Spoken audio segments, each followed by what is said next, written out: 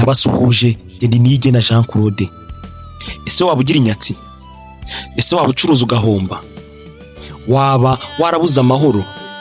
Ese waba uri umusore ariko ukaba udakundwa n'abakobwa? Ese waba uri umunyeshuri ukaba wiga nta kutagira, wabashyiraho umwete n'ubushake ariko ntagire icyo bitanga? Ese waba uri umushomeri ukaba warabuze akazi? Ese urahinga ntiweze? Uyu munsi nkuzaniye igisubizo, uyu munsi nkuzaniye umuti wa byose. Soma Yohana igice cya 14 umurongo wa 12, nurangiza uririmba indirimbo y'171 mu ndirimbo zo gushimisha Imana. Murakoze murakarama. Gusa hari ikindi nagina ntababwiye, amahoro Yesu aba ahantu he. Amahoro Yesu aha abantu be ntagira akagero ntarondoreka.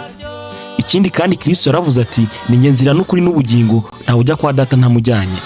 Ibyaha mukora nibyo bibatera inyatsi, ibyaha nibyo bibuza abantu amahoro. Niba ukeneye kumenya byinshi, soma Bibiliya.